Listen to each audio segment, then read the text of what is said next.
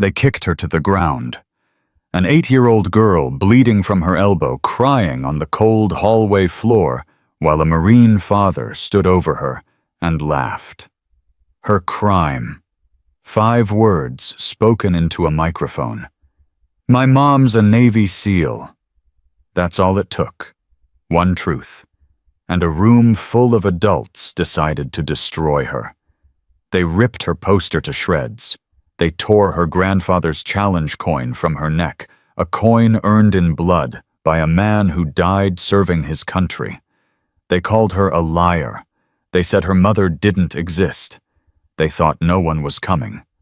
15 minutes later, a black SUV screeched into the parking lot.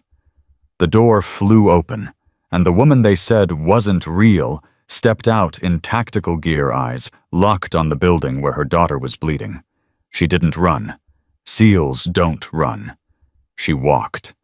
Each step a countdown, each breath a promise. And every person in that school was about to learn what happens when you hurt a warrior's child. Before we show you the moment a gunnery sergeant realized he'd just made the worst mistake of his life, drop a comment telling us where you're watching from. I want to see how far this story travels. Hit subscribe, tap the bell, and stay until the end. Because this isn't about revenge. This is about reckoning. The fluorescent lights hummed overhead as Lily Mercer clutched her poster against her chest and tried to make herself smaller. She was 8 years old, small for her age, with dark hair pulled into a tight braid that her grandmother had fixed that morning. Her shoes were polished. Her dress was pressed. And in her hands, she held a piece of poster board covered in photographs, hand-drawn American flags, and careful block letters that spelled out, "My hero, my mom, Commander, Rachel Mercer, U.S. Navy SEAL." She'd worked on it for 2 weeks. The gymnasium of Pinecrest Elementary was packed for Family Pride Night. Parents filled the bleachers. Children sat in rows of folding chairs near the front. Teachers moved between clusters of adults making small talk and checking clipboards. Somewhere near the refreshment table, someone laughed too loudly.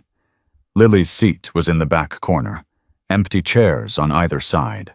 Grandma June was supposed to be here by now, but she'd called 20 minutes ago saying the car wouldn't start. "I'm coming, baby," she'd promised. "Just sit tight." So Lily sat and waited and watched other children stand up one by one to introduce their parents. "My name is Ava Richardson. That's my mom over there. She's the PTA president." Applause. "I'm Malik Foster. My dad just got back from deployment. Staff Sergeant Marcus Foster, United States Army." Louder applause. A few whistles. "I'm Tyler Hartley. My dad's Gunnery Sergeant Brad Hartley, United States Marine Corps. He's done 3 combat tours." The applause was thunderous. Lily watched Tyler Hartley return to his seat. He was 10, broad-shouldered for his age, with a buzz cut that matched his father's. When he passed her row, he glanced at her poster and snorted. "What's that supposed to be?" Lily didn't answer. "Hey." Tyler stopped walking. "I asked you a question." "It's for my mom." "Your mom?" Tyler leaned closer, squinting at the photographs. "Commander Rachel Mercer, Navy SEAL." He said it loud enough for the kids around them to hear. "That's fake. There's no female SEALs." "Yes, there are." "No, there aren't. My dad would know." "Your dad's wrong." Tyler's face reddened. Before he could respond, a teacher called for the next student, and he stalked back to his seat. But Lily saw him whispering to the boy next to him, saw them both look back at her and laugh. Her fingers tightened on the poster. "It's okay," she told herself. "Mom's coming. She always comes." 10 minutes later, it was Lily's turn. Principal Diane Foster smiled from the podium. "Lily Mercer, would you like to come up and introduce your family?" The walk to the front felt longer than it should have. Lily could feel eyes on her from every direction. She stepped up to the microphone, adjusted it down to her height, and took a breath. "My name is Lily Mercer," she said. Her voice was small but steady. "My mom couldn't be here tonight. She's training on base, but she's Commander Rachel Mercer." Lily held up her poster. "She's a Navy SEAL." Silence. Not the respectful kind. The kind that came before something broke. From the center bleachers, a woman's voice cut through. "I'm sorry, did she say SEAL?" Lily recognized the voice. Karen Hartley.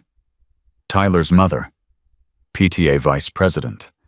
The kind of woman who smiled too wide and talked too loud and always seemed to be watching. "Yes, ma'am," Lily said. "My mom's a SEAL." Karen Hartley laughed. It wasn't a kind laugh. "Sweetheart, I think you're confused. SEALs are men. Your mother might work on a base, but she's not a SEAL." "She is." "Honey?" Karen's voice dripped with false patience. "There's no such thing as a female Navy SEAL. I'm married to a Marine. I know how this works."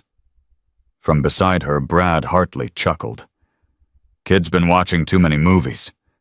Next, she'll say her mom parachuted into the gym." Laughter rippled through the bleachers. Lily's poster trembled in her hands, but she didn't lower it. "My mom earned her trident in 2005. She was one of the first women to complete SEAL qualification. She's real. She's coming." "Oh, is she?" Karen Hartley tilted her head. "Then where is she, sweetheart? Because I don't see any SEALs here. Just a little girl with a very big imagination." More laughter. Louder now. Principal Foster stepped forward. "All right, let's keep things moving. Thank you, Lily. You can take your seat." Lily walked back to her chair with her head high, but her eyes were burning. She wouldn't cry. She wouldn't give them that. As she sat down, Tyler Hartley leaned over from the row in front of her. "Told you, liar." "I'm not lying." "Prove it." "I don't have to prove anything to you." Tyler's sister Madison, 12 years old, with her mother's sharp smile, turned around too. "If your mom's really a SEAL, why isn't she here? My dad says real warriors prioritize family." "She's training. It's important." "More important than you." Madison's smile widened. "That's sad." Lily's hands curled into fists under her poster, but she said nothing. She just stared straight ahead and waited for the program to end. The break came 20 minutes later. Parents flooded toward the refreshment table. Children scattered into the hallways. And Lily slipped out through the side door, clutching her poster like a shield. She found a bench near the Lost and found Bin halfway down the corridor. A poster about anti-bullying hung on the wall beside her. She didn't look at it. Her phone buzzed. A text from Grandma June Carr's fixed baby. "On my way. 10 minutes." Lily typed back, "Okay." She didn't mention what had happened. Grandma would find out soon enough. Footsteps echoed down the hallway. Lily looked up and felt her stomach drop. Tyler Hartley was walking toward her. Madison was with him, and behind them, 2 more kids from their class followers who laughed at whatever the Hartleys found funny. "There she is." Tyler's voice bounced off the lockers. "The girl with the imaginary SEAL mom." Lily stood up, holding her poster against her chest. "Leave me alone. Or what you'll call your fake mom, she's not fake." Madison circled around to Lily's left, blocking the path back to the gymnasium. "You know what I think? I think your mom's probably a secretary, or a janitor. Something embarrassing. That's why you made up the SEAL thing." "My mom's a hero. Heroes show up." Tyler stepped closer. "Where's yours?" Lily's voice cracked, but she held her ground. "She's coming." Sure she is. Tyler reached out and grabbed the edge of Lily's poster. Let me see this thing. Don't. He yanked it from her hands. Give it back. Tyler held the poster up, studying it with exaggerated interest. Commander Rachel Mercer, Navy SEAL. Blah, blah, blah. He looked at his sister. What do you think Mads Real or fake Madison pretended to examine it? The photos look real. But the story, she shook her head. Total fantasy. Give it back. Lily's voice was shaking now. Please. Say your mom's not a SEAL. No. Say it. No. Tyler's expression hardened. In one quick motion, he tore the poster down the middle. The sound was worse than a scream. Lily lunged for the pieces, but Madison caught her arm and shoved her backward. She stumbled, hit the lockers, and slid down to the floor. Oops! Madison's voice was ice. Clumsy! Lily scrambled to gather the torn pieces of her poster, but Tyler was already ripping them smaller. Photos of her mother, the hand-drawn flags, the careful letters, all of it destroyed. Stop it! Lily screamed. Stop it! That's my mom! Tyler dropped the shreds and laughed. No, it's not. Your mom doesn't exist. And then he saw it. Around Lily's neck, hidden beneath her collar, a glint of metal had come loose during the struggle. A challenge coin on a thin chain. Old, worn, engraved with the SEAL trident. What's that? Tyler reached for it. Lily clutched it against her chest. Don't touch it. Is that more fake military stuff? He grabbed the chain and yanked. The clasp broke. The coin flew from Lily's neck and clattered down the hallway. No! Lily scrambled after it on her hands and knees. Madison stepped on her hand. Lily cried out in pain as the heel of Madison's shoe ground into her fingers. That coin belonged to my grandfather, Lily gasped. Please, your grandfather was probably fake, too. He died in service. He was a SEAL. My mom's a SEAL. Why won't you believe me? Because you're a liar. Footsteps. Heavy ones. Adult ones. Lily looked up and felt her heart sink further. Brad Hartley stood at the end of the hallway, arms crossed, watching the scene with a half-smile on his face. Dad, Tyler called out. This girl won't stop lying about her mom being a SEAL. Brad walked closer, his boots echoing on the tile. He looked down at Lily, this small, trembling 8-year-old on the floor, with tears streaming down her face and blood on her scraped elbow, and shook his head. Sweetheart, he said slowly, I served 3 combat tours. I know what SEALs look like, and they don't have little girls running around making up stories at school events. I'm not making it up. Sure you're not. He turned to his son. Tyler, leave her alone. She's embarrassed enough. But Dad, I said leave her. Brad's voice hardened, then softened again, as he looked back at Lily with something like pity. Maybe this'll teach you not to make up stories about heroes you don't understand. He walked away. Tyler followed, but not before kicking Lily's shin hard enough to make her gasp. Liar, he whispered. Then he was gone. Lily sat alone in the hallway, surrounded by the torn remains of her poster, cradling her throbbing hand, her grandfather's coin lying somewhere in the darkness near the water fountains. She didn't cry. She wanted to. God, she wanted to. But somewhere deep inside her, in the place where her mother's training had seeped through by osmosis, she found a small, hard piece of steel. They don't know, she told herself. They don't know anything. She crawled down the hallway until she found the coin. It had rolled under a bench, scratched, but intact.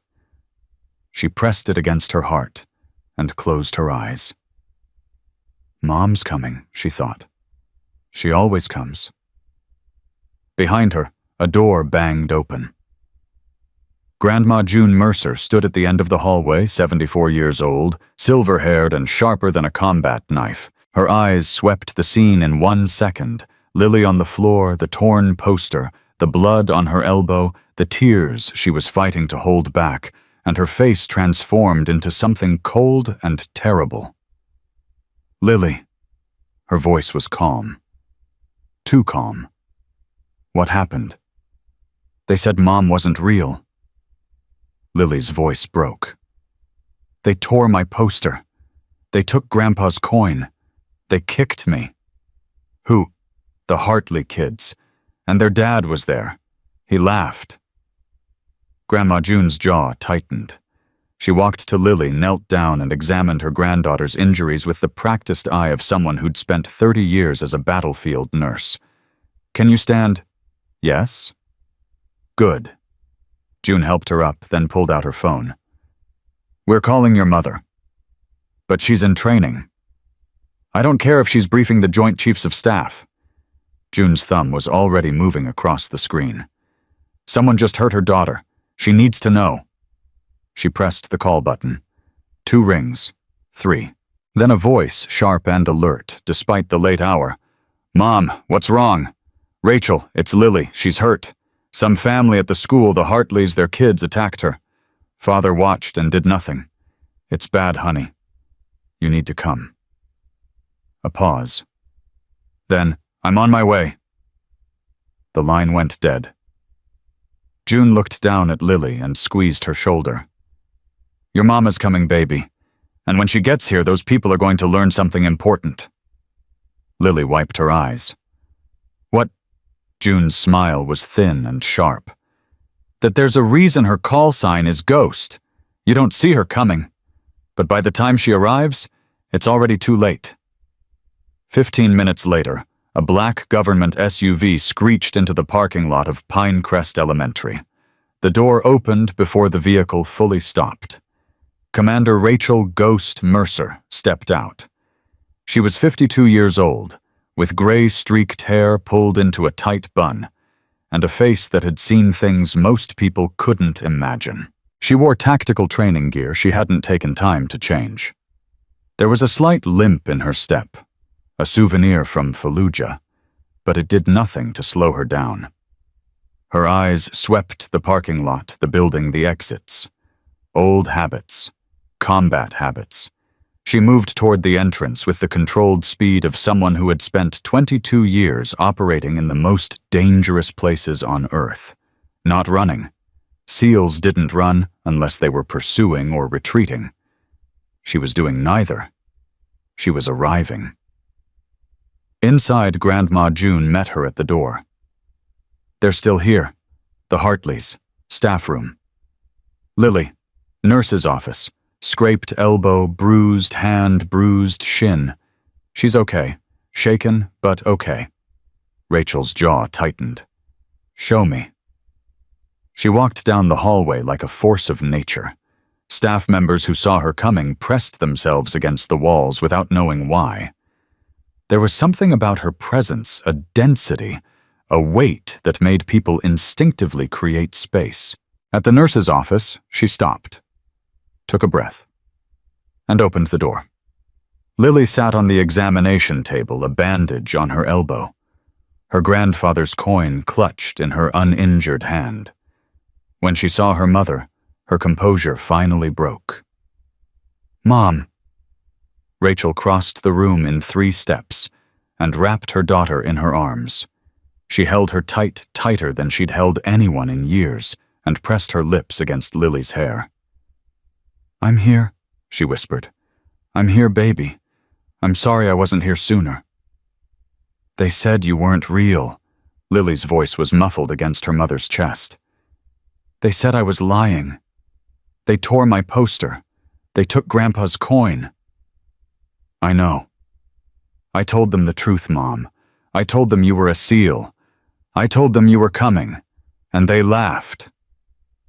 Rachel pulled back just enough to look her daughter in the eyes. Her own eyes were bright with something that might have been tears, but her voice was steady as steel. "Lily, listen to me. You did nothing wrong. You told the truth. They couldn't handle it. That's their failure, not yours. But they hurt me. I know. Rachel's voice dropped to something cold and quiet. And they're going to answer for that. She stood up, straightened her shoulders, and looked at the school nurse who had been pretending not to watch. Where are the Hartleys? Staff room. Down the hall, second door on the left. Thank you. Rachel turned back to Lily. Stay here with Grandma. I'll be back. Mom. Rachel paused at the door. Lily's voice was small but clear. Don't go easy on them. Rachel's expression didn't change, but something shifted in her eyes. A ghost of a smile. A flash of recognition. That's my girl, she thought. I never do, she said. Then she walked out the door, turned left, and headed for the staff room where a gunnery sergeant and his family were about to learn exactly who they had messed with. Her boots echoed down the hallway, each step deliberate, each footfall a countdown. The Hartleys didn't know it yet, but the woman they said didn't exist was 30 seconds away, and she was bringing the reckoning with her. Rachel's boots hit the floor with the kind of rhythm that made people stop talking before they knew why. She passed the gymnasium doors, past the trophy cases, past a group of teachers who pressed themselves against the wall without understanding what drove them to move. 22 years in naval special warfare had given her many things. A limp that never fully healed, scars that told stories she'd never share, and a presence that announced itself before she ever opened her mouth. The staff room door was closed. She didn't knock. The handle turned under her grip, and the door swung inward, revealing exactly what she expected Brad Hartley sitting with his arms crossed. Karen Hartley, examining her nails like this was a minor inconvenience. Tyler slouched in a chair with his phone face down on his thigh, and Madison pretending to be bored. Principal Foster stood near the window, clearly uncomfortable. Steve Morrison and his wife Linda sat apart from the Hartleys, their body language screaming that they wanted to be anywhere else. Everyone looked up when Rachel entered. Karen Hartley recovered first. Excuse me, this is a private meeting. Parents only. Rachel didn't respond to her. She walked to the center of the room and stood there, feet shoulder-width apart, hands loose at her sides, a position that looked relaxed to civilians. Anyone with military training would recognize it as something else entirely. Principal Foster, Rachel said. Her voice was quiet, controlled. My name is Commander Rachel Mercer. My daughter Lily is in your nurse's office with injuries sustained in your hallway. I'd like to understand how that happened. Brad Hartley's eyes narrowed. He took in the tactical gear, the bearing, the way she held herself. Recognition flickered across his face, then doubt, then something that might have been the first stirring of fear. Commander, Karen laughed, but it came out too high. Commander of what? United States Navy. The Navy? Karen's smile tightened. Well, that explains the uniform. You're what an administrator HR. Rachel finally looked at her. Just looked. The same look she'd given warlords in Afghanistan who were about to lie to her face. The same look she'd given enemy combatants who thought they could wait her out. Karen's smile disappeared. I'm a Navy SEAL, Rachel said. Senior Chief Instructor at Naval Special Warfare Command. Your children assaulted my daughter in the hallway because she told them who I am. Your husband watched and did nothing. She paused. I'd like to hear your explanation. The room went dead silent. Brad Hartley sat up straighter. Now hold on. There's no such thing as a female SEAL. I've served 3 combat tours. I know, you know what you've been told. Rachel's voice didn't rise. It didn't need to. You know what fits your understanding of the world, but your understanding is incomplete, Gunnery Sergeant. Brad's jaw tightened at his rank. She'd identified him without being told. That registered. I earned my trident in 2005, Rachel continued. Silver Star 2015. Bronze Star with Valor 2011. Purple Heart twice. I've briefed presidents. I've trained the men and women who protect this country.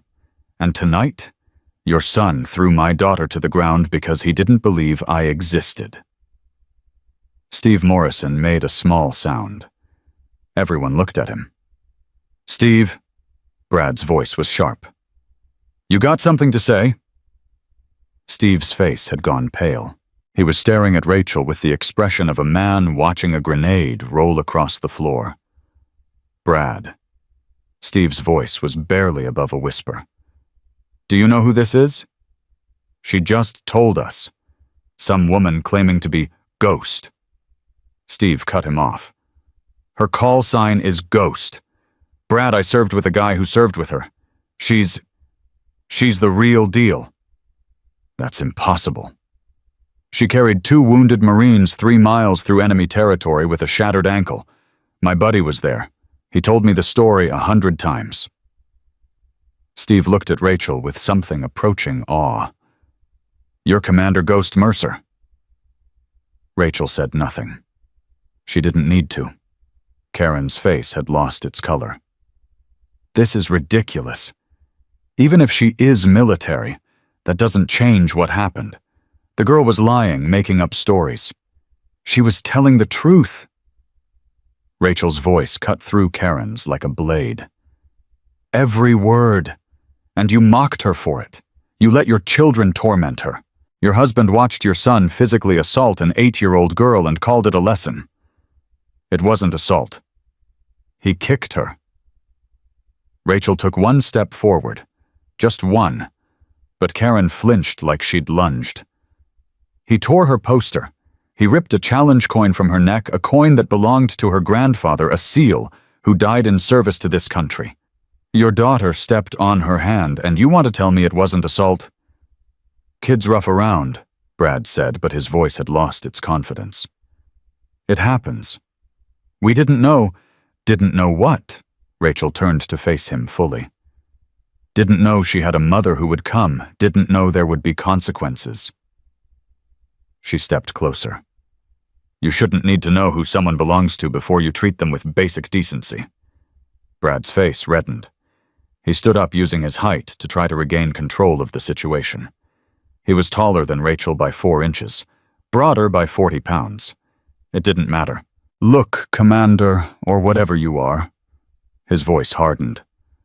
I don't care what medals you have. This is a school matter. Your daughter told a story that nobody believed and things got out of hand. That's not my responsibility. You made it your responsibility when you stood in that hallway, watched your son assault a child, and laughed. I didn't laugh. You smiled. You called it a lesson. You walked away. Rachel's voice dropped lower. In my world, Gunnery Sergeant, that makes you complicit. Your world... Brad stepped closer, trying to intimidate. Let me tell you something about the real world, lady.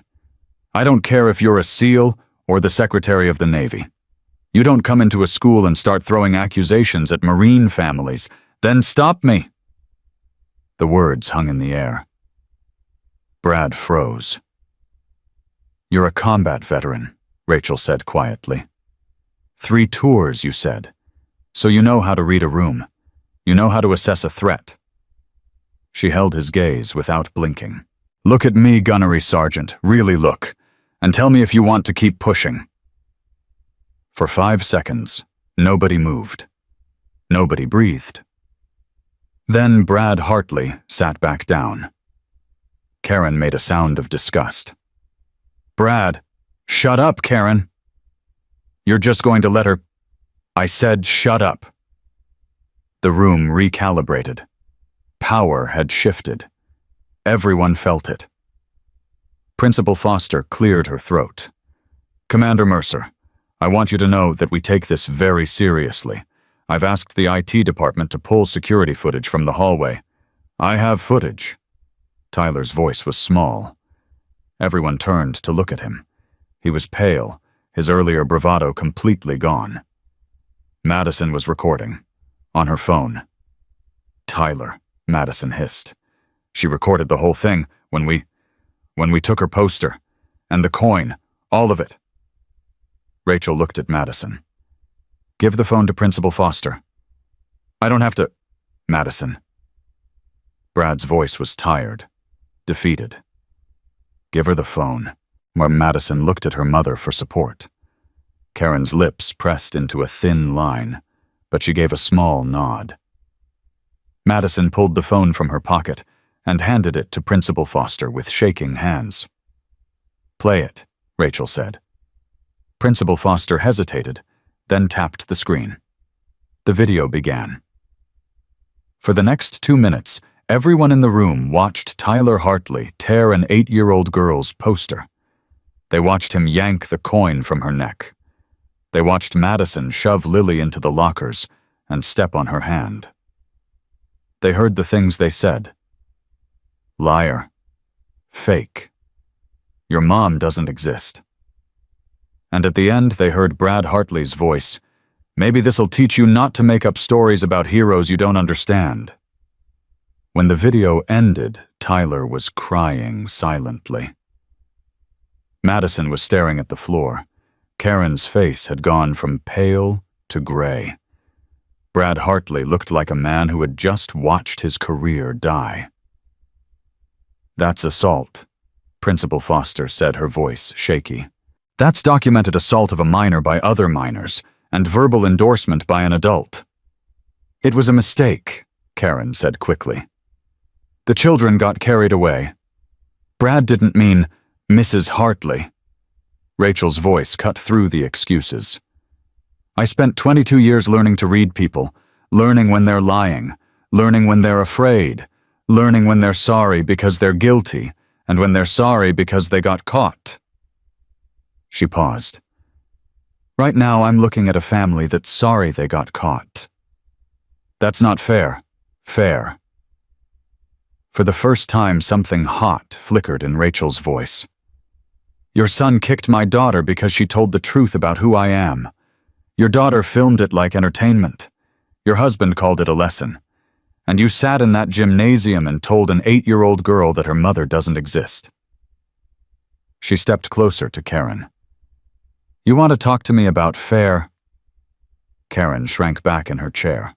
Steve Morrison stood up suddenly and stood. "Commander Mercer, can I say something?" Rachel turned to him. "I want to apologize."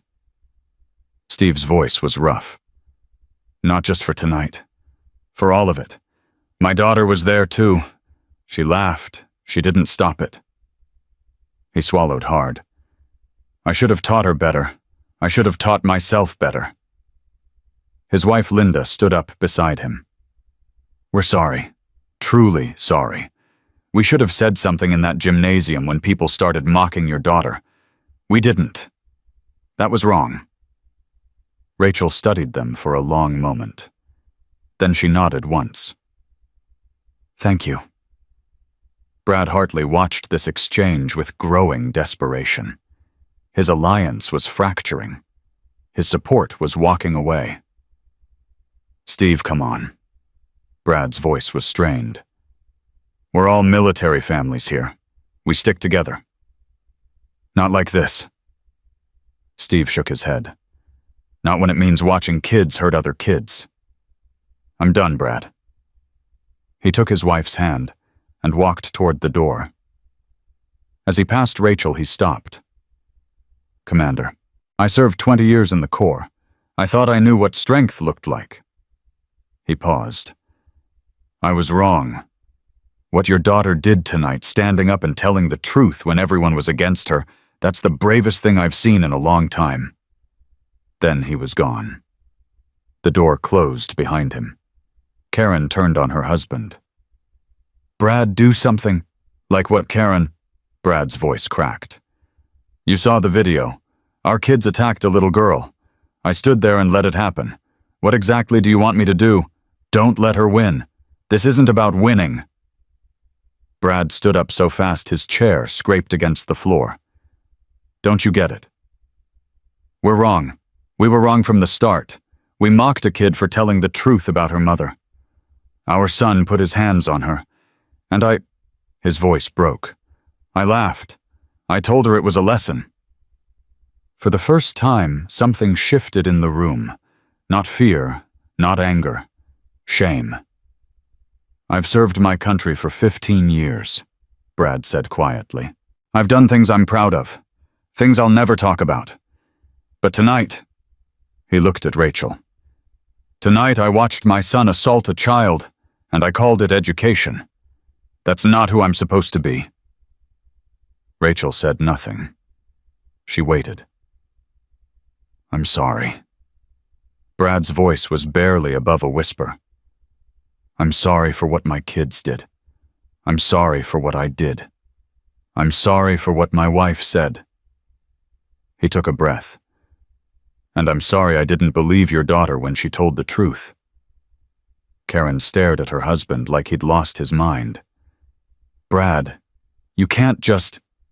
Karen. His voice hardened. For once in your life, stop talking. She fell silent. Brad looked at Tyler, then at Madison. Both of you, on your feet. They stood trembling. You're going to apologize to that little girl. You're going to mean it. And then we're going to have a very long conversation about what kind of people we're raising in this family. Dad, Tyler started. I don't want to hear it. Brad's voice cracked.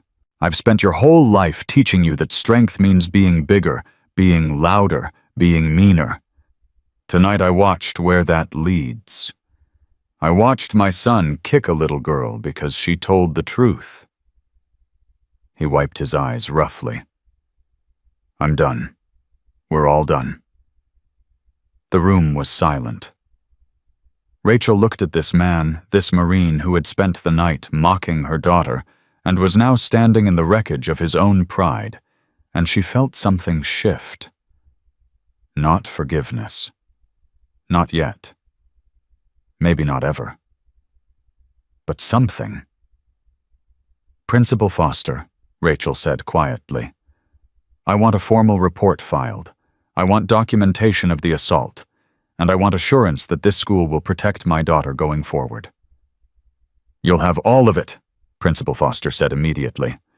I'm suspending Tyler for 10 days, Madison for 5. The Hartleys are banned from school events for 1 year. This will be reported to the base family advocacy program. Karen opened her mouth to protest, then closed it. Rachel nodded. I want to see my daughter now. Of course. I'll take you to... I know where she is. Rachel turned and walked to the door. She paused with her hand on the handle and looked back at Brad Hartley. Gunnery Sergeant, you asked me earlier what I am. What I really am. She held his gaze. I'm the mother of a little girl who was brave enough to tell the truth when everyone in the room was against her. I'm the daughter of a SEAL who died serving his country. I'm the widow of a pilot who gave his life saving others.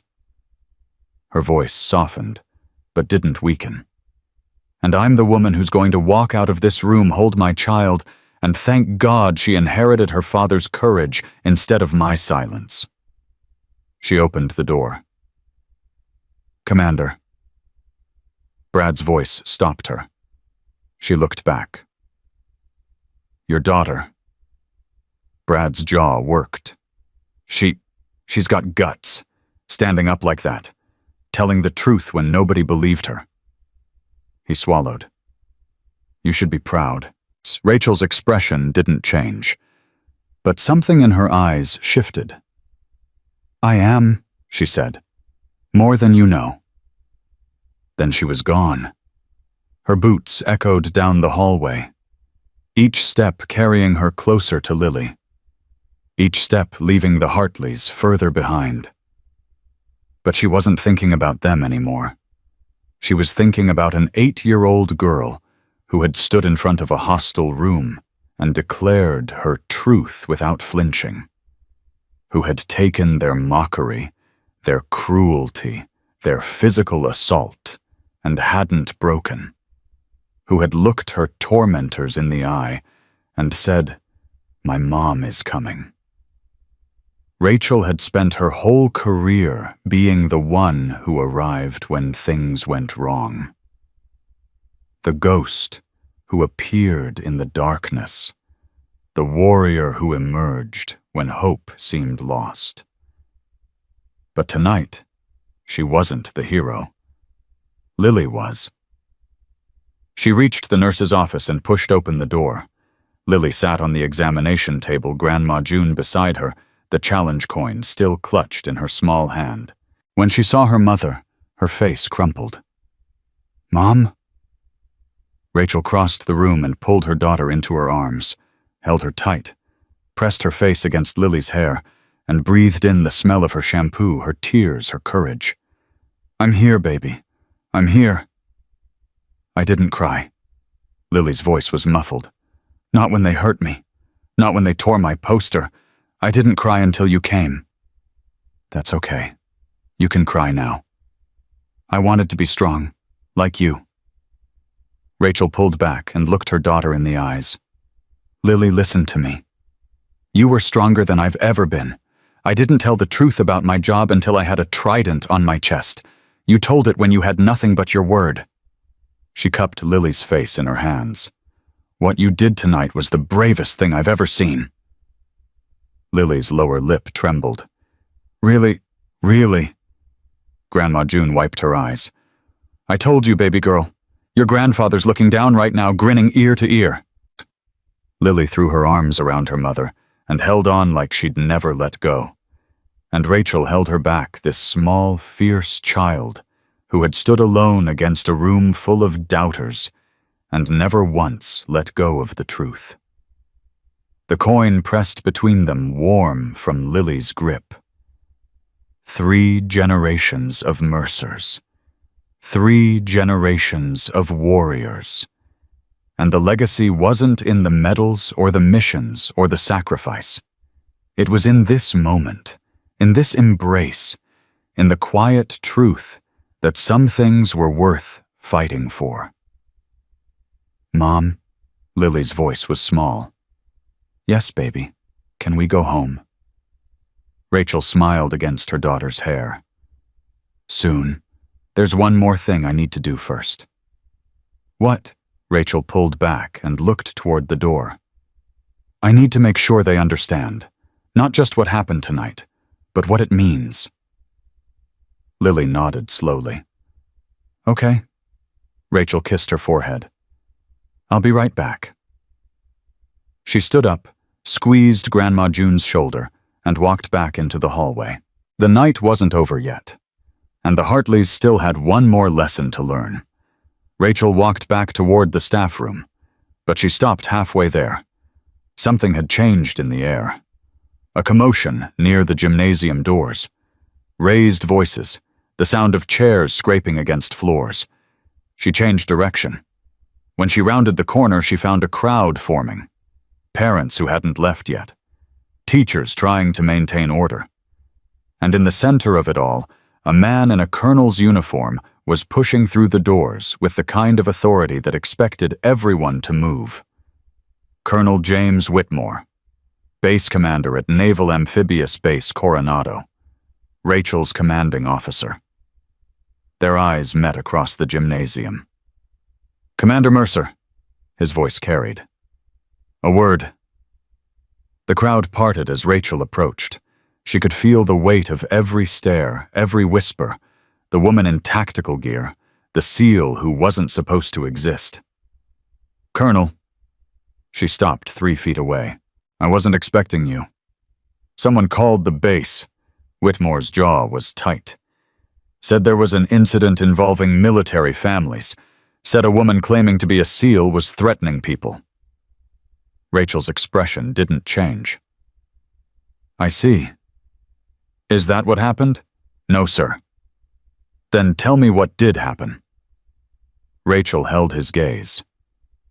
"My daughter was assaulted by other children while a Marine NCO watched and laughed. I came to address the situation. No threats were made. I didn't raise my voice. I didn't touch anyone." Whitmore studied her for a long moment. Then he turned to the crowd. Who made the call? Silence.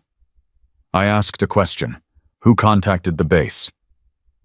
Karen Hartley's voice came from somewhere behind the crowd. I did. The sea of parents shifted as she pushed forward, Brad trailing behind her with an expression of pure horror. Karen, don't, Brad started.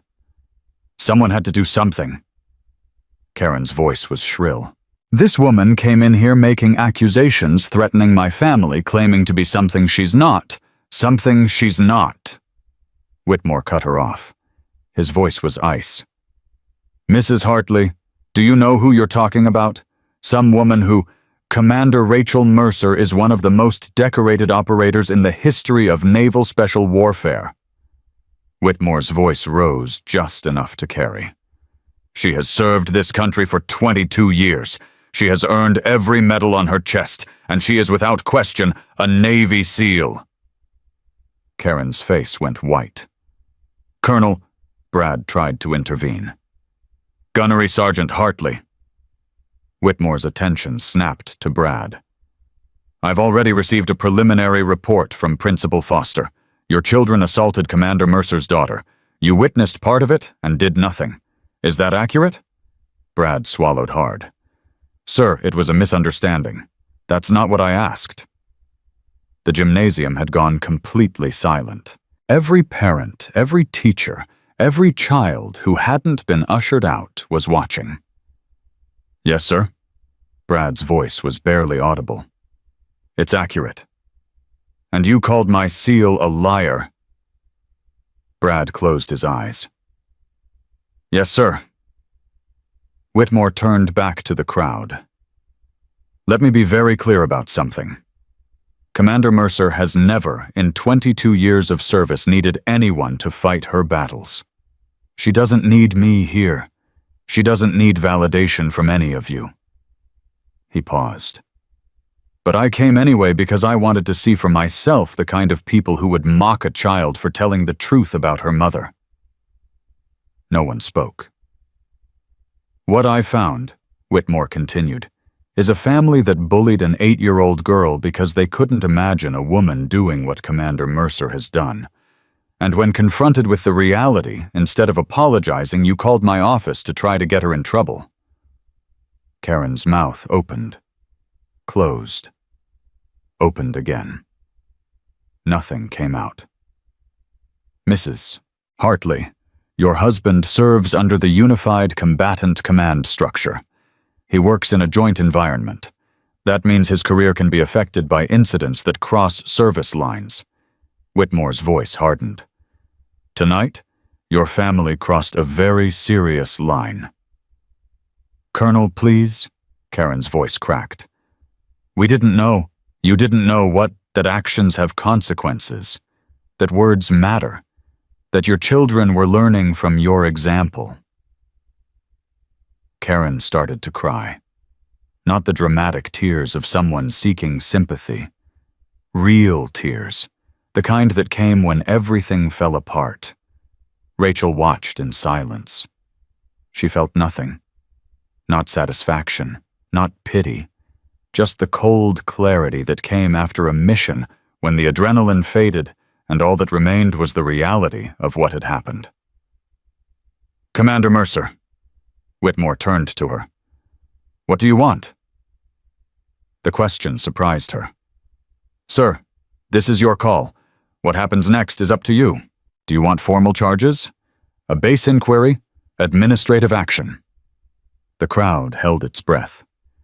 Rachel looked at Karen Hartley, sobbing into her husband's shoulder. At Brad, who looked like he'd aged 10 years in the past hour. At Tyler and Madison, standing near the staff room door with tear-streaked faces. She thought about Lily, about the torn poster, about the challenge coin that had belonged to her father. She thought about Marcus. What would he do? The answer came without hesitation. Because Marcus had always been the better person, the one who believed in second chances. the one who saw potential even in people who had done wrong. "I want 3 things," Rachel said finally. "First, I want a formal apology, not to me, to my daughter, in person. Tomorrow." Whitmore nodded. "Done. Second, I want assurance that this will never happen again. To Lily or to any other child who tells a truth that makes people uncomfortable. The school has already agreed to new anti-bullying measures," Principal Foster said quickly. "And the Hartleys are banned from school events for a year." "Good." Rachel paused. "Third, I want them to understand why this matters." "What do you mean?" Whitmore asked. Rachel stepped forward past the colonel, past the crowd, until she stood directly in front of Brad and Karen Hartley. "You mocked my daughter because you couldn't believe I was real. Because in your world, women don't do what I've done. They don't earn tridents. They don't serve in combat. They don't come home with scars." Her voice was quiet, but it carried. "But here's what you don't understand. I didn't become a SEAL to prove something to people like you. I became a SEAL because I lost someone who believed in me. Someone who told me I could do anything. Someone who died before he could see me earn my trident." Brad's eyes widened slightly. "His name was Marcus Mercer. He was a Navy pilot. He was my husband. He was Lily's father." Karen's sobbing quieted. "He was killed in action when Lily was 2 years old. He never got to see her grow up. Never got to see her first day of school. Never got to see her stand in front of a room full of people and tell the truth about who her mother is." Rachel's voice broke slightly. She let it. "Tonight your children tore up a poster that my daughter made to honor me. They took a challenge coin that belonged to my father, another SEAL who died in service. They hurt her because she was proud of where she came from." She looked at Tyler, at Madison. "You didn't just bully a little girl. You tried to take her history, her legacy. The only pieces she has left of the people who loved her." Tyler was crying openly now. Madison had her face buried in her hands. "So here's what I want you to understand." Rachel's voice steadied. "You can hate me. You can doubt me. You can believe whatever you want about women in the military. But you don't get to touch my daughter. You don't get to mock her truth. And you sure as hell don't get to tell her that her family doesn't exist." She turned back to Whitmore. "That's what I want, sir. I want them to understand." The gymnasium was silent. Whitmore nodded slowly. "I think they do." Brad Hartley stepped forward. His face was wet. His voice was rough. "Commander Mercer, I served 3 combat tours. I've done things I can't talk about. I thought I understood sacrifice." He paused. "I was wrong." Rachel waited. "What you just said. About your husband. Your father. What your daughter carries." Brad's voice broke. "I never thought about it like that. I never—" He trailed off, unable to continue. Karen stepped forward beside him. Her mascara was ruined. Her composure was gone. "I'm sorry." The words came out choked. "I'm so sorry. I didn't know.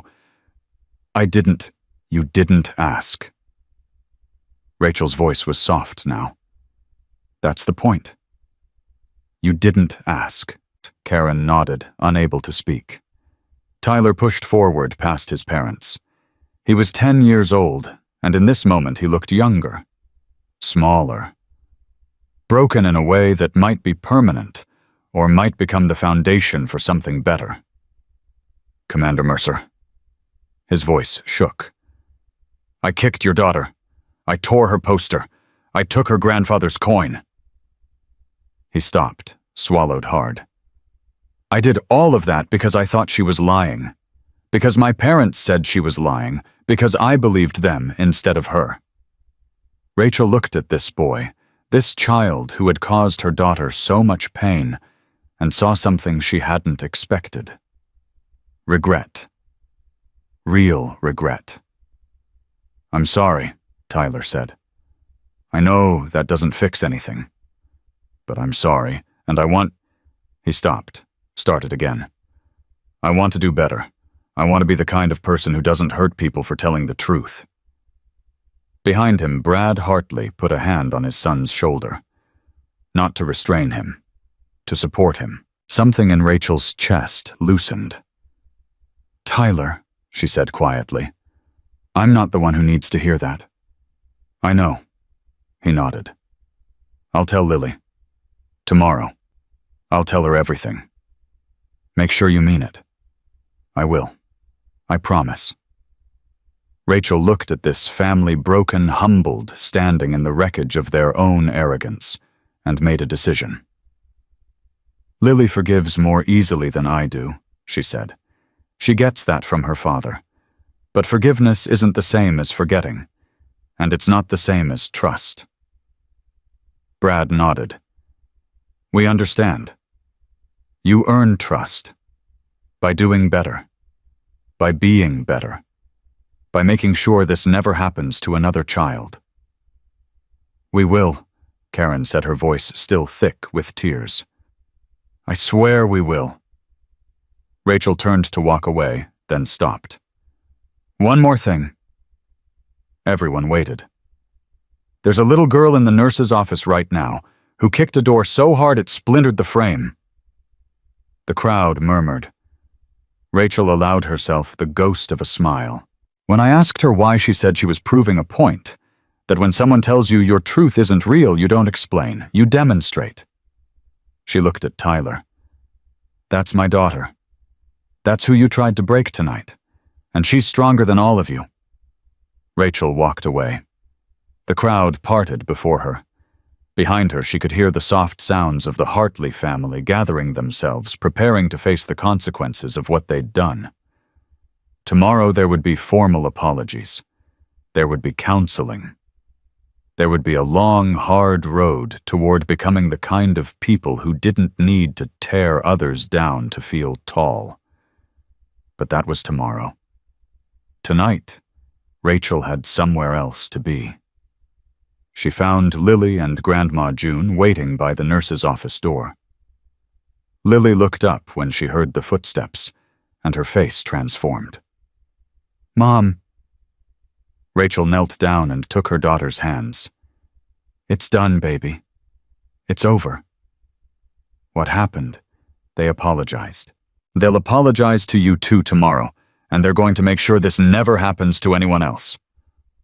Lily searched her mother's face. "Are they sorry? Really sorry?" Rachel thought about Brad Hartley's tears, about Karen's broken sobs, about Tyler's shaking voice. "Yes," she said. "I think they are." Lily nodded slowly. "Okay. Okay. I'll forgive them, like Dad would." Rachel's eyes burned. She pulled Lily into a hug and held her tight. "Your dad would be so proud of you," she whispered. "So proud." "Are you proud? More than I have words for." Grandma June wiped her eyes. "Can we please go home now? This old woman needs a cup of tea and a good cry." Rachel laughed, the first real laugh she'd had all night. "Yeah, Mom, let's go home."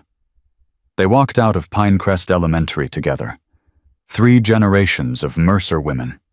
Grandmother, mother, daughter. Each one carrying the legacy of the men they'd lost and the strength they'd found. The parking lot was quiet now. Most of the families had left. The black government SUV sat where Rachel had abandoned it, doors still unlocked.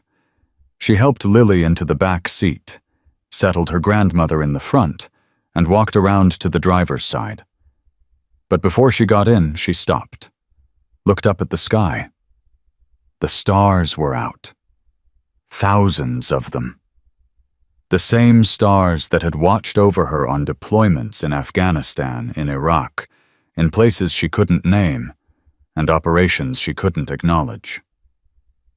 She thought about Marcus, about the last time she'd seen him, the way he'd kissed her goodbye and promised he'd be home for Lily's birthday.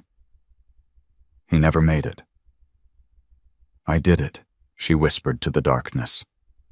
"I protected her, just like I promised." The wind stirred, the leaves rustled. And Rachel Mercer, Commander Ghost, one of the first female Navy SEALs, widow, mother, daughter, warrior, stood alone in a school parking lot and let herself cry. Just for a moment. Just for him. Then she wiped her eyes, opened the car door, and got in. "Mom," Lily's voice came from the back seat. "Are you okay?" Rachel looked at her daughter in the rearview mirror. This small, fierce, unbreakable girl who had stood up to a room full of doubters and never flinched. "Yeah, baby," she said. "I'm okay." She started the engine. "Let's go home." The SUV pulled out of the parking lot, headlights cutting through the darkness. Behind them, Pinecrest Elementary sat quiet and still, the site of a battle that had been fought and won, without a single shot fired. In the back seat, Lily pressed her grandfather's challenge coin against her heart and closed her eyes. Tomorrow, there would be apologies. Healing. The slow work of building trust from the ashes of hurt. But tonight, she had her mother beside her, her grandmother humming softly in the front seat, and the knowledge that she had told the truth when no one believed her. And the truth had won. The Mercer women drove home through the quiet streets, the weight of the night settling around them like armor. It wasn't over, but the hardest part was done. And whatever came next, they would face it together. The doorbell rang at exactly 9 o'clock the next morning. Lily was sitting at the kitchen table pushing scrambled eggs around her plate. She hadn't slept well. Every time she closed her eyes, she saw Tyler's face, felt Madison's heel on her hand, heard the laughter that had followed her down the hallway. But she was dressed. Her hair was brushed. And when the doorbell rang, she looked at her mother with steady eyes. "They're here," Rachel said quietly. "Are you ready?" Lily nodded.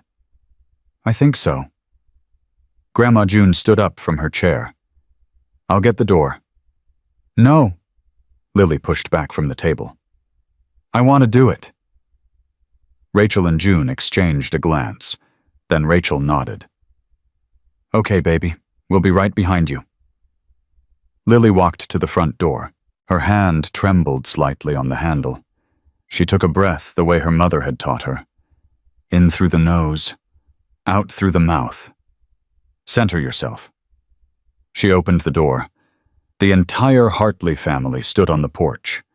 Brad in civilian clothes, looking smaller than he had the night before. Karen with no makeup, her eyes still puffy from crying. Tyler and Madison behind them, both pale, both terrified. Nobody spoke. Lily looked at them for a long moment. Then she stepped back. "You can come in." They filed in silently, single file, like prisoners approaching a tribunal. Rachel stood in the living room doorway, arms crossed. Grandma June sat in her favorite chair, knitting needles clicking softly. Brad cleared his throat. "Commander Mercer, thank you for letting us come." Rachel didn't respond. She just looked at Lily. This was her show. Tyler stepped forward first. His eyes were red. His hands were shaking. "Lily," his voice cracked. I practiced what I was going to say. I wrote it down and everything. But now I'm here, and—" He stopped, swallowed. "I'm sorry. I'm so sorry. What I did was wrong. Tearing your poster, taking your grandfather's coin, kicking you." His voice broke completely. "I keep thinking about how scared you must have been, how alone. And I did that. I made you feel that way." Lily watched him cry. She didn't move. I told myself you were lying because that's what my parents said, but that's not an excuse. I should have asked. I should have listened. Instead, I hurt you." Tyler wiped his face roughly. "I can't take it back.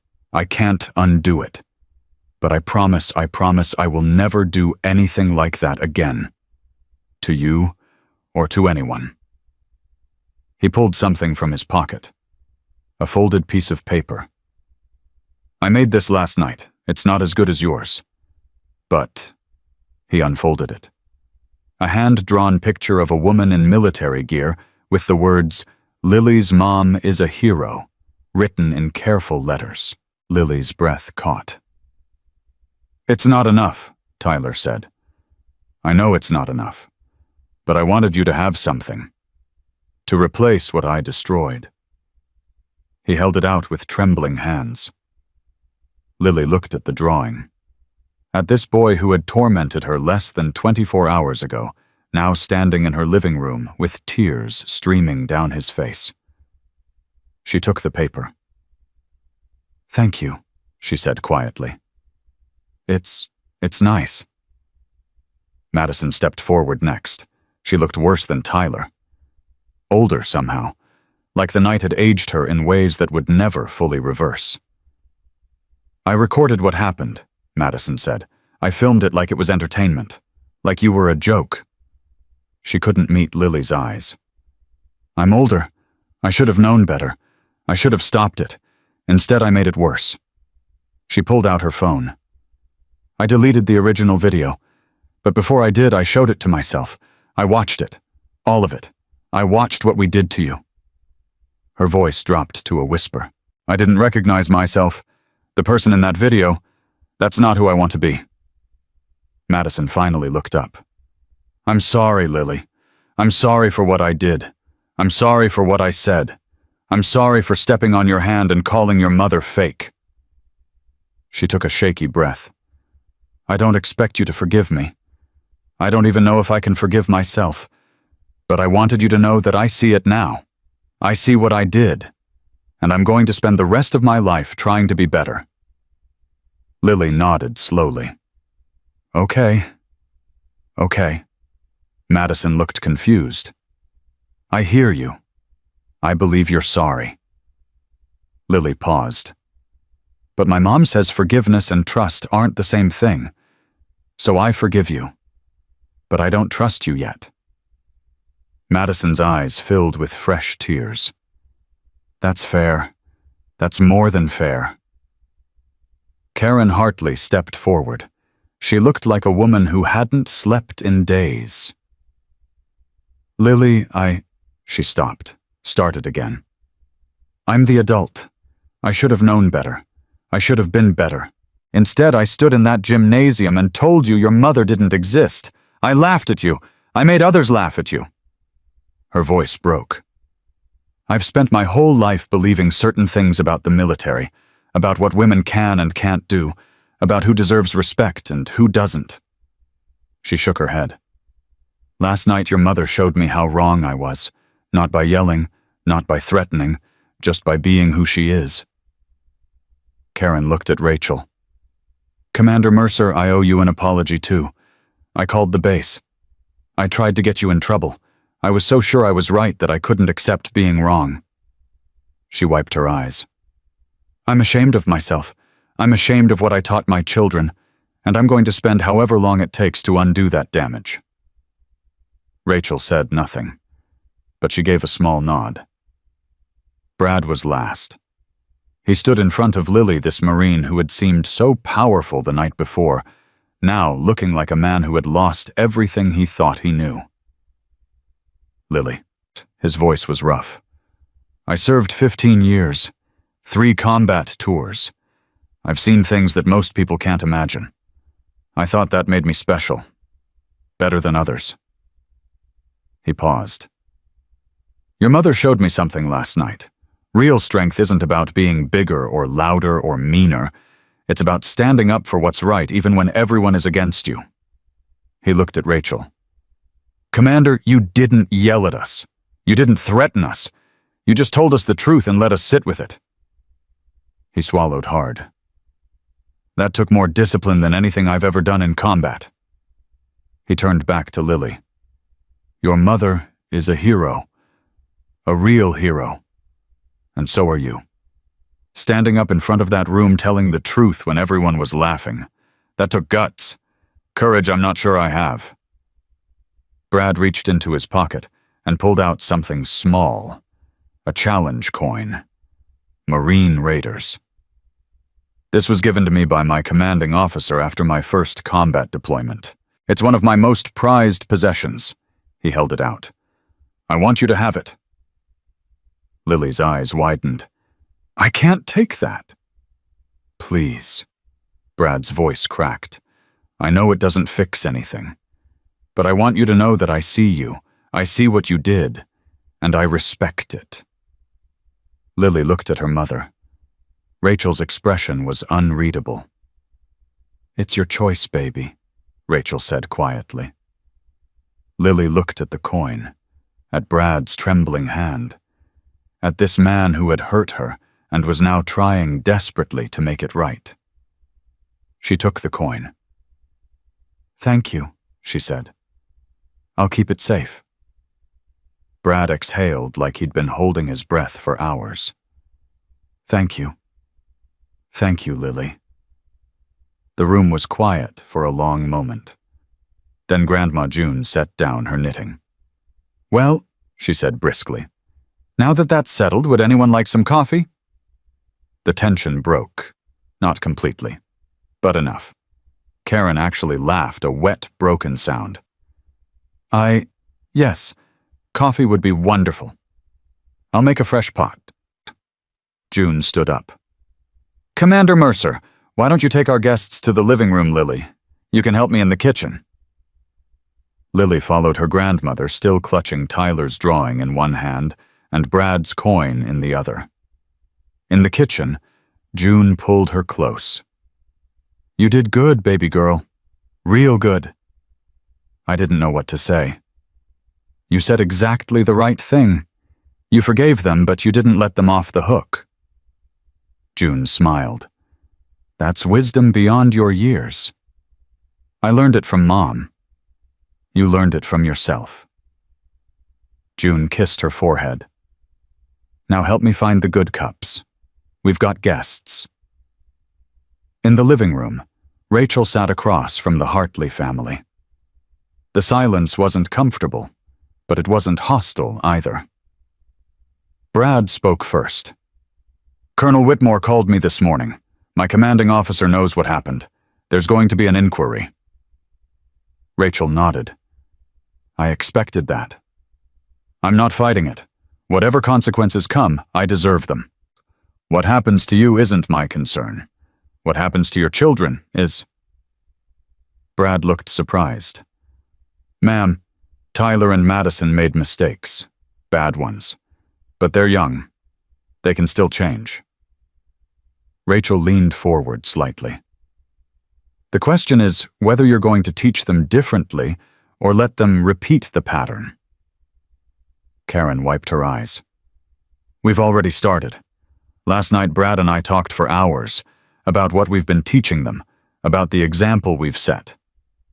We've been wrong about a lot of things," Brad added.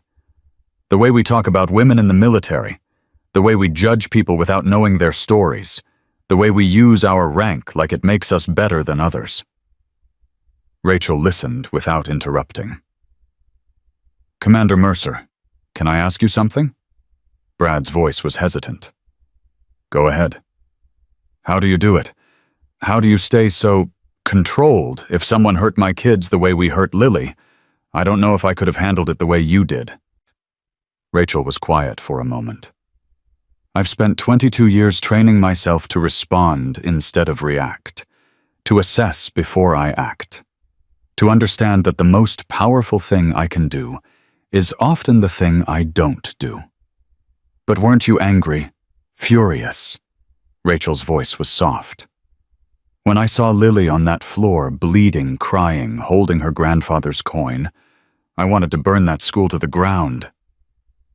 Brad blinked, But that wouldn't have helped her. It wouldn't have changed anything. It would have just given you an excuse to make me the villain. She paused. So I chose a different path. I chose to let the truth do the work. Karen shook her head in disbelief. I don't know how you do it. Practice. Years of practice. Rachel almost smiled. And a mother who raised me to believe that strength isn't about what you can destroy. It's about what you can build. Lily came back with a tray of coffee cups, Grandma June behind her with the pot. They served in silence the domestic ritual, providing a strange kind of normalcy after everything that had happened. Tyler accepted his cup with trembling hands. Mrs. Mercer, Commander Mercer, He stopped, flustered. Rachel is fine, she said quietly. Rachel. He tested the name. Can I ask you something? Of course. Is it true what the colonel said that you carried 2 Marines 3 miles with a broken ankle? The room went still. Rachel looked at this boy who had kicked her daughter less than 24 hours ago. She could shut him down, could refuse to answer, could make him feel the weight of what he'd done. Instead, she told the truth. It was a shattered ankle, not broken, and it wasn't 3 miles. It was closer to 4. Tyler's eyes went wide. How? 1 step at a time. That's how anything gets done. 1 step at a time. But the pain is temporary. The men I was carrying would have died if I stopped. That wasn't temporary. Did you ever think about giving up? Rachel was quiet for a long moment. Once, about halfway through, my ankle gave out completely and I went down hard. Both Marines were unconscious. I was bleeding from 3 different wounds. The enemy was closing in. She paused. I lay there in the dirt, and I thought about just stopping, letting it end. What made you keep going? Rachel looked at Lily. I thought about my daughter, about the promise I made when she was born, that I would always come home, that I would always protect her. Her voice softened. I couldn't break that promise, not even in the worst moment of my life. Lily's eyes filled with tears. She'd never heard this story before. So I got up. 1 more time, and then 1 more time after that, and then again and again until I reached the extraction point. Rachel took a breath. We all made it. All 3 of us.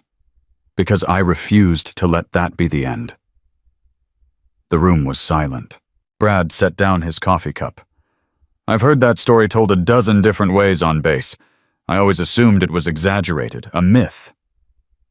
Most stories are, Rachel said, but sometimes the truth is more powerful than the legend.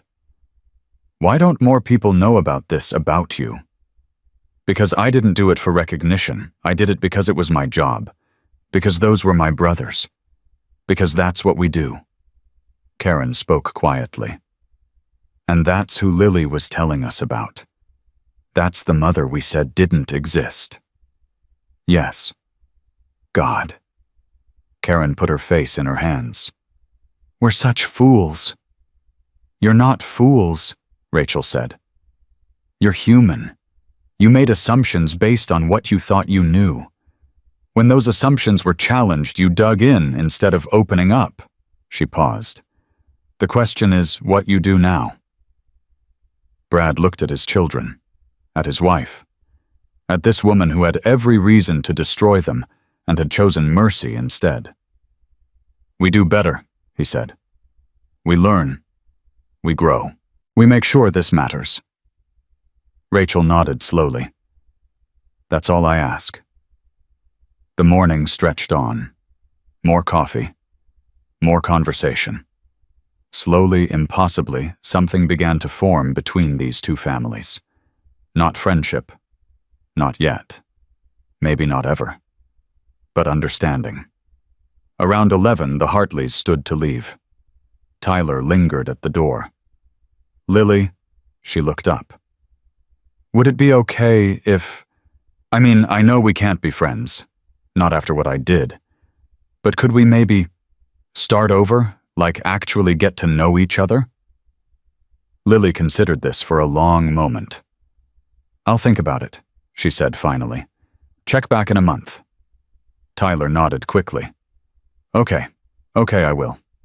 Thank you. The door closed behind them. Rachel, Lily, and Grandma June stood in the quiet house. Well, June said. That was something. Rachel pulled Lily close. How are you feeling, baby? Lily thought about it. Really thought. Tired, she said, but okay. I think I'm okay. You did so well. I'm so proud of you. I was scared. Being brave isn't about not being scared. It's about doing the right thing even when you are scared. Lily leaned into her mother's embrace. Mom. Yes. Can you tell me more stories about the missions about Dad? Rachel's breath caught. In 8 years, Lily had never asked directly. Are you sure you want to hear them? I want to know who you are, who he was, who our family is. Lily looked up with those fierce, clear eyes. I want to know everything. Rachel looked at her mother. June wiped her eyes and nodded. Okay, baby, Rachel said softly. Okay, I'll tell you everything. They moved to the couch. 3 generations of Mercer women curled up together in the late morning light, and Rachel began to talk. About Marcus. About how they met. About the way he laughed, and the way he loved, and the way he believed in her when no one else did. About her father. About his service. About the missions he couldn't talk about, and the sacrifices he made. About herself. About becoming a SEAL. About the training and the pain and the moment she earned her trident and wished he could have been there to see it. About the missions, the ones she could share. The brotherhood. The loss. The moments of terror and the moments of triumph. About coming home. About holding baby Lily for the first time. About promising Marcus's grave that she would protect their daughter no matter what. The stories poured out, years of silence breaking open, and Lily listened to every word. Somewhere in the middle of it all, Grandma June fell asleep in her chair, a soft smile on her face. But Rachel and Lily stayed awake. Talking, crying, laughing, building something new from the pieces of everything that had been broken. When the afternoon sun began to fade, Lily looked up at her mother with new eyes. I understand now, she said.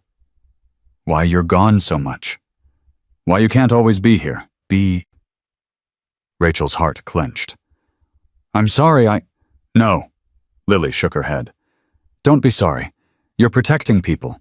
You're teaching others how to protect people. That matters. But you matter too. You matter more than anything. Lily smiled. I know. That's why you always come back. Rachel pulled her daughter close and held on. This was what she fought for. This was what she'd always fought for. And no matter what came next, she would never stop. 3 months passed. The gymnasium of Pinecrest Elementary was packed tighter than it had been on Family Pride Night. Every seat filled, parents standing along the walls, teachers clustered near the exits. The local news had even sent a camera crew, though they'd been asked to stay in the back. Today was the Military Family Appreciation Assembly, and everyone knew who the guest of honor was. Lily sat in the front row, wearing her best dress, her grandfather's challenge coin hanging openly around her neck. Beside her sat Tyler Hartley. Not as an enemy, not quite as a friend, but as something in between a boy who was trying to become someone better. In the 3 months since that terrible night, Tyler had kept his promise. He'd checked in every week. At first, the conversations were awkward, stilted. But slowly, something had shifted. He'd started standing up for kids who got picked on. He'd stopped laughing at cruel jokes. He'd become, in his own small way, a different person. His parents were there, too. Brad and Karen Hartley sat in the middle section far from the front, deliberately invisible. The base inquiry had resulted in a formal reprimand for Brad. His promotion to Master Sergeant had been delayed by 2 years. Karen had resigned from the PTA. They'd accepted all of it without complaint. Principal Foster stepped up to the microphone. "Good morning, everyone. Thank you for joining us for our first annual Military Family Appreciation Assembly. Today, we're honoring the families who sacrifice so much for our country. Not just the service members, but the spouses, the parents, and especially the children who carry the weight of their loved one's service every single day." She paused. "We have a very special guest today. Someone who has served our nation with distinction for over 2 decades. Someone who has earned medals most of us can't even pronounce. And someone who is above all a devoted mother." The audience stirred with anticipation. "Please join me in welcoming Commander Rachel Mercer, United States Navy SEAL." The applause was thunderous. Rachel walked to the podium in her dress whites. Every medal, every ribbon, the SEAL trident gleaming on her chest. She looked different than she had 3 months ago. Not harder, but more complete. Like something that had been locked away had finally been set free. She adjusted the microphone and looked out at the sea of faces. "Thank you, Principal Foster. Thank you all for being here." Her eyes found Lily in the front row. "My daughter asked me to tell you a story today. A true story. About who I am, where I came from, and why I do what I do." She took a breath. "I'm going to start with my father." The room went quiet. His name was Captain James Mercer. He was a Navy SEAL. One of the best. He served 3 tours in Vietnam, earned every medal they could give him, and came home with scars he never talked about. Rachel's voice softened. "He was also the kindest man I ever knew. He taught me to fish. He taught me to fight.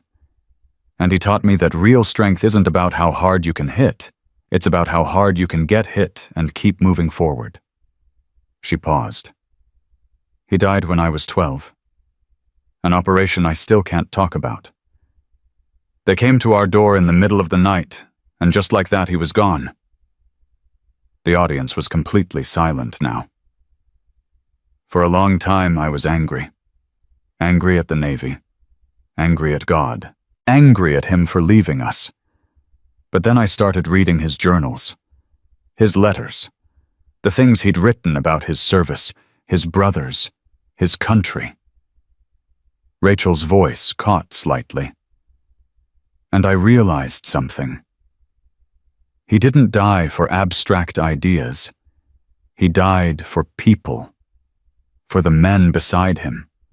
For the families back home. For a little girl who didn't understand yet what sacrifice meant. She looked at Lily again. "That's when I decided to become a SEAL." A murmur ran through the crowd. People told me it was impossible. Women couldn't do it. The training was too hard. The standards were too high. I heard every excuse, every doubt, every reason why I should choose something else. She smiled slightly. I heard it so many times that I stopped listening. In 2003, I was one of 3 women to attempt SEAL qualification. The other 2 dropped out, not because they weren't strong enough, but because the pressure was too much. The constant scrutiny, the whispers, The feeling that every mistake you made was proof that women didn't belong. Her voice hardened. I didn't drop out. I finished.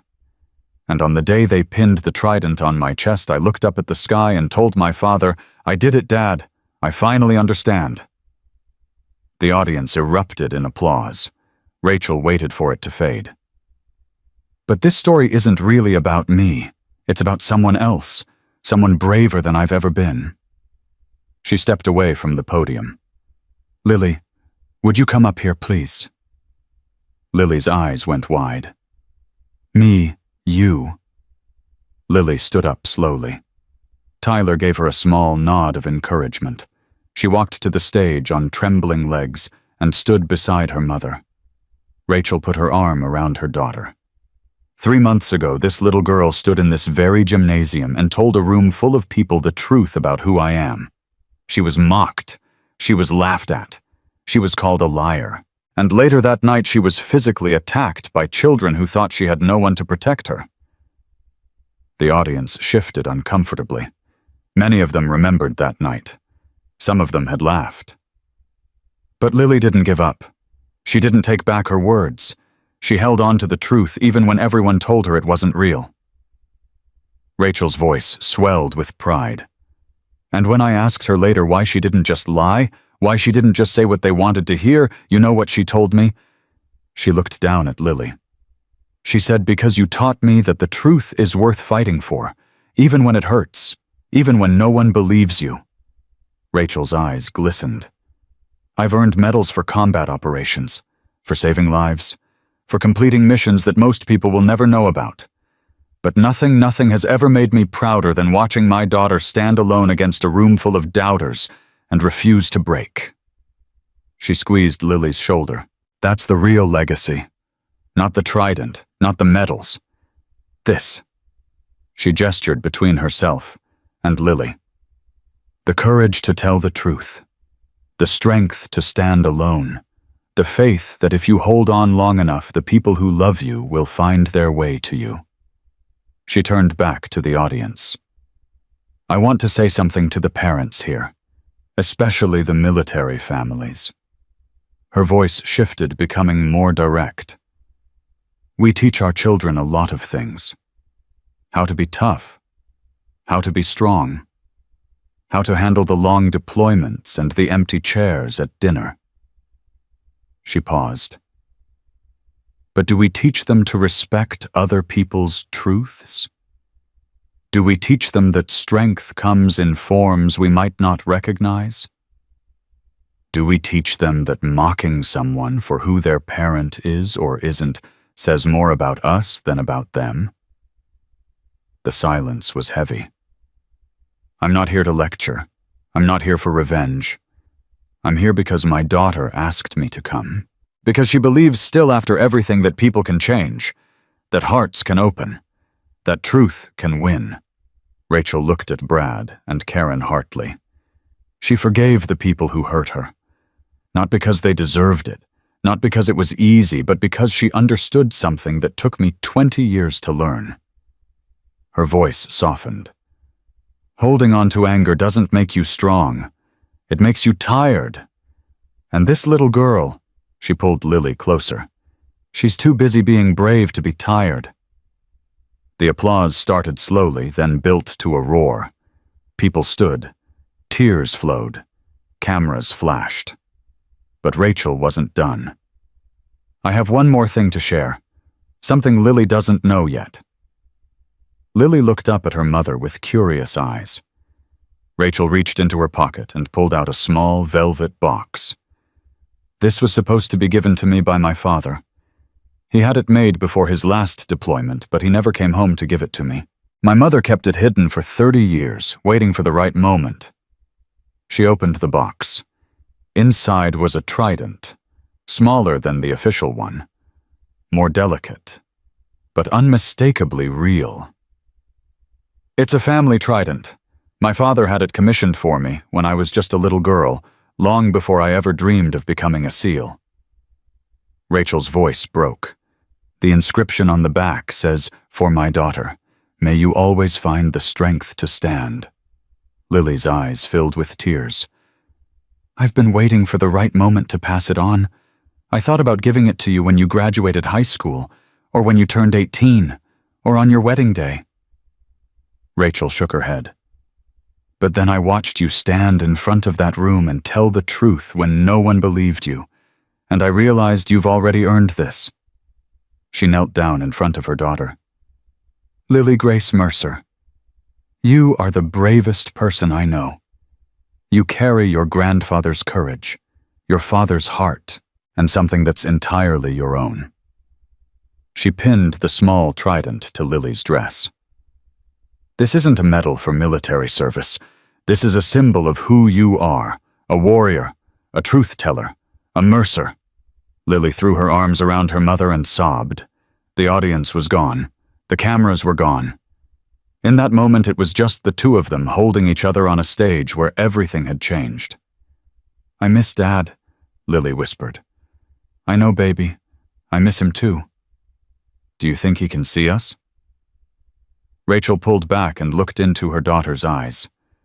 "I think he's been watching this whole time, and I think he's prouder of you than he's ever been of anything." They held each other for a long moment. Then Grandma June stood up from her seat in the front row. "All right, that's enough crying. If I shed one more tear, I'm going to need a transfusion." The audience laughed. The tension broke. Rachel stood up, wiped her eyes, and took Lily's hand. "Thank you all for coming. Thank you for listening. And thank you for being part of this community, even when we get it wrong, even when we hurt each other, even when we forget what really matters." She looked out at the crowd, at the families who had supported her, at the ones who had doubted her, at the children who would carry these lessons forward. The truth is always worth fighting for. Remember that. She stepped back from the podium. The applause lasted for 5 full minutes. Later, after the assembly ended and the crowds dispersed, Rachel found herself standing in the parking lot with Lily and Grandma June. Tyler Hartley approached hesitantly. "Commander Mercer, can I talk to Lily for a second?" Rachel looked at her daughter. Lily nodded. "Go ahead." Tyler stepped closer to Lily. He was different now. Taller, somehow. Not in height, but in the way he held himself. "That was amazing," he said. "What your mom said. What she gave you. All of it." Lily touched the trident on her chest. "Thanks. I know I said I'd check back in a month, and I did. And I kept checking back." He took a breath. "I wanted to ask you something. Would it be okay if we were friends now? Like real friends? I know I don't deserve it. I know what I did. But I've been trying really hard to be better, and Tyler?"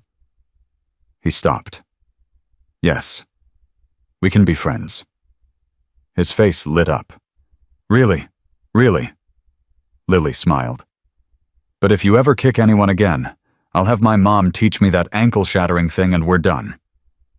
Tyler laughed, a real laugh, bright and relieved. "Deal. Absolute deal." He ran back to his parents who were waiting by their car. Brad Hartley gave Rachel a small nod. She returned it. Not friendship. Probably not ever. But respect. And maybe that was enough. Rachel looked at her daughter, standing in the afternoon sun, with her grandfather's coin around her neck and her family's trident pinned to her chest. "You ready to go home, baby?" "Almost." Lily reached into her pocket and pulled out Tyler's hand-drawn picture, the one he'd given her the morning after everything happened. She'd been carrying it with her ever since. "I want to put this in my room, next to the poster I'm going to make." "What poster?" "A new one, about our whole family." Lily's eyes shone. "Grandpa, Dad, you, me, Grandma June, everyone." Rachel felt tears prick her eyes again. "That sounds perfect." They walked to the car together. 3 generations of Mercer women carrying the weight of their history and the hope of their future. Grandma June climbed into the front seat with a theatrical groan. "Lord, I'm too old for this much emotion. Someone get me a glass of wine and a heating pad." Rachel laughed. Lily giggled. They pulled out of the parking lot, leaving Pinecrest Elementary behind. In the rearview mirror, Rachel could see the school shrinking into the distance, the place where her daughter had been hurt, the place where her daughter had been healed, the place where everything had changed. "Mom," Lily's voice came from the back seat. "Yes, baby. Thank you." "For what?" "For always coming back, for teaching me to be brave, for being my mom." Rachel's hands tightened on the wheel. Her vision blurred. "Thank you for being my daughter." They drove home in comfortable silence, the setting sun painting the sky in shades of gold and pink. That night, after Lily was asleep and Grandma June was snoring softly in her chair, Rachel stepped out onto the back porch. The stars were out. Thousands of them. The same stars that had watched over her on every mission, every operation, every dark night, when she'd wondered if she'd ever see home again. She pulled out her own challenge coin, the one her father had given her mother, the one her mother had given her, the one she would someday give to Lily. "Hey, Marcus," she whispered. "Hey, Dad. I hope you saw everything today. I hope you're proud." The wind stirred. The leaves rustled. And somewhere in the vast, quiet darkness, Rachel felt something she hadn't felt in years. Peace. She went back inside, checked on Lily one more time, and finally went to bed. Tomorrow there would be training. Responsibilities. The endless work of protecting a nation that would never fully understand what it cost. But tonight, Rachel Mercer slept without dreams. Because she had done what she'd always promised to do. She had protected her daughter. She had told the truth. And she had come home. The challenge coin sat on her nightstand, catching the moonlight. 3 generations of warriors. 3 generations of truth-tellers. 3 generations of Mercers who refused to break. And now a 4th was beginning. Because Lily Grace Mercer was 8 years old, fierce beyond her years, and already braver than most people would ever be. She had looked a room full of doubters in the eye and said, "My mom is a SEAL." They had laughed, they had mocked, they had tried to break her, but she had stood, and in the end the truth had won. It always does. What would you do if someone kicked your child for telling the truth? What would you say to the people who mocked them? Drop your answers in the comments. I read every single one. If this story reminded you what real courage looks like, hit that like button, subscribe, and tap the bell icon. Share this with someone who's ever been told their truth wasn't real. Because some truths are worth fighting for, and some little girls grow up to change the world.